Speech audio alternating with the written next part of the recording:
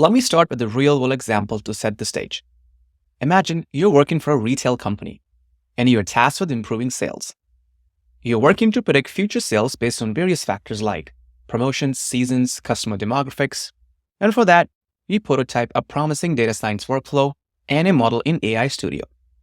But wouldn't it be amazing to share your project with your colleagues to collaborate on, and then schedule and deploy your model into production, so it can be consumed by any end user in your organization? And on top of that, you'd probably want to build some dashboards to turn real-time analytics into actionable solutions that impact your business outcomes.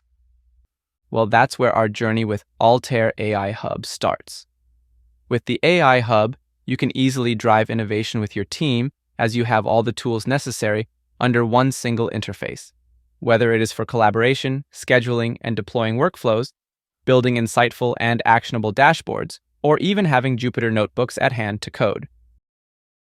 Let's kick things off and first see how collaboration works with Altair AI Studio and AI Hub. To manage the workflow for a team working towards a common goal, most modern software provides some version control. Altair AI Studio provides projects, the backend of which is based on Git, a standard tool for version control, although no knowledge of Git is required to work with it. So, let's see how easy it is to collaborate via projects. Let's go to our repository panel in Studio and click the drop-down menu to see our options. Here, I see Connect to a Project. So let's click on that. It says that we have to enter the details of an existing AI Hub project that we want to connect to, which means we first need to create a project in AI Hub. So let's jump into AI Hub. After logging into it, we land on the homepage, which displays tools available to implement and deploy our analytics and data science lifecycle with the highest quality security standards, performance, and scalability. We will touch on the rest of these tools at the end, but let's stay focused and step into projects. On the Projects page, click the Create Project button and fill in the required project details and settings. Add a project name and a short description. Below, you can see an option to grant permission to the users and groups in your team who are allowed to connect to this project.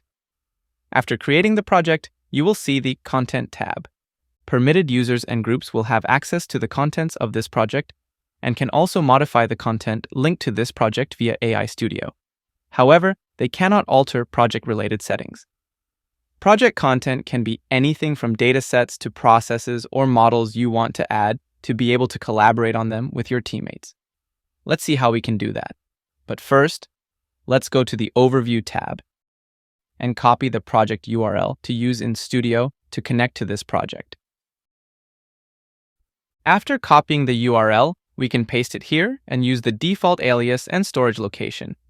Click on Check Connection Settings to make sure a connection has been established between Studio and your relevant project. After going through a security authentication process, the connection has been established successfully, and the complete content of the project will be downloaded and stored locally in the storage location we chose. Perfect. Let's click OK and check our repository panel. Here, on the left, we can see our AI Hub project displayed. Now let's add two subfolders to it, namely Data and Processes.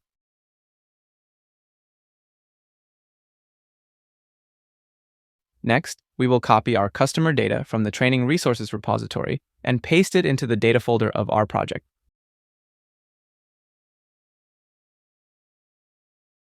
Then, we will copy the Apply Model process from the Processes folder, as an example, and paste it into our Processes folder of the project.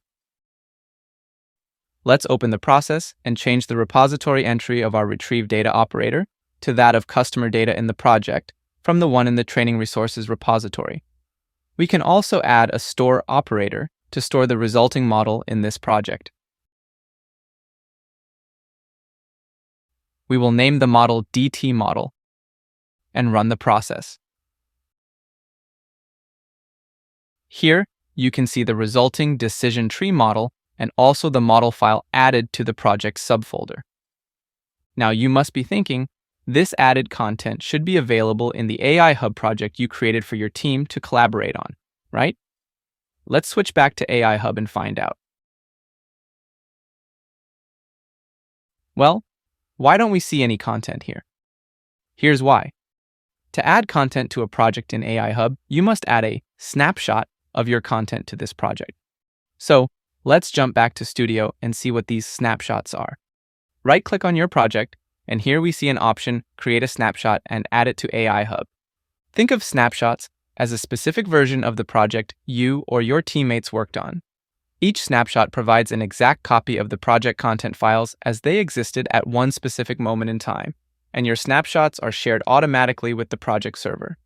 This enables you and your teammates to stay synchronized. So here we are creating a snapshot of content and adding a short description.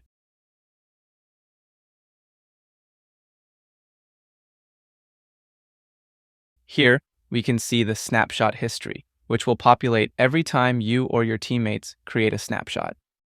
And now, if we go back to AI Hub, we can see a copy of our content and the snapshot history available as it was in Studio.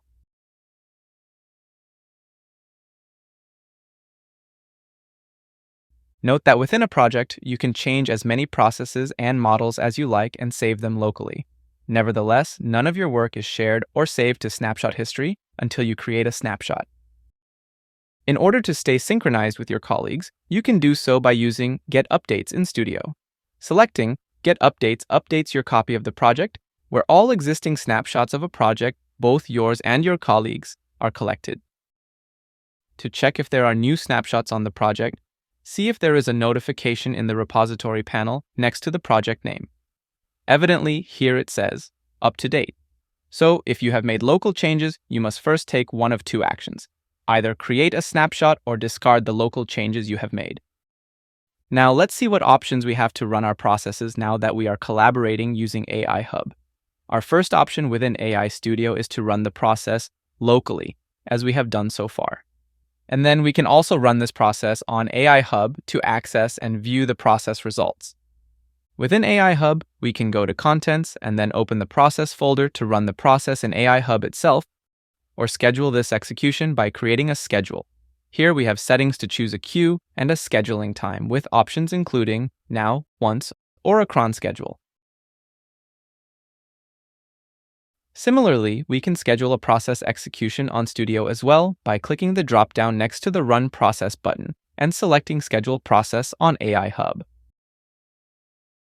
Altair AI Studio also provides an option to run a process using Python. For more information on that, refer to the Python API documentation. Now, wouldn't it be great if the results of your RapidMiner processes were available from anywhere with a network connection, on any device, preferably via an API, so that the results could be utilized by other programs? The good news is it's possible within AI Hub with a user-friendly interface, and it's called Endpoints. As the name implies, Endpoints provides Web API endpoints to access the results of your data and model workflows via an API. Let's see how we can create an endpoint for the process we added in our Getting Started with AI Hub project. In the Endpoints tab of your project, click on Create Endpoint. A configuration dialog opens and you have to define your deployment settings. Note that in this context, a deployment is a collection of endpoints with the following shared settings. Once you define the deployment settings, you can create one or more endpoints. We use Getting Started with AI Hub as a deployment path, and this value will appear in the endpoint URL. We can choose between automatically updating the snapshots whenever the project is updated or selecting a specific snapshot of the process for this endpoint. You can also edit settings for who can consume this endpoint. By default, it is set to public. Next, we will configure the endpoint. First, we will select the process in our project. Then we have the option to configure any macros. And in the third step, we have to include all dependencies. In our case, it's the data, our process, and the model saved. After clicking Finish, we can save and deploy this endpoint. And we can view that endpoint listed in our project under the Endpoints tab, where we also have the option to test it. So let's try it out. Click on Test, and then we can add a dummy test value of data, let's say age 46. And when we click Run Test, we can see the endpoint returning the test result. Well, that was a light example, but in another video, we will explain how endpoints can be utilized for real data science use cases, where our endpoint displays a predicted result. Let's go back to the AI Hub homepage. In this video, we learned how to use projects to collaborate, executions, to schedule and manage processes and jobs, and endpoints to deploy our process and access its results. In other videos, we will cover how you can further boost your analytics and data science workflows using Panopticon, Grafana dashboards, and Jupyter notebooks. Thank you very much for watching.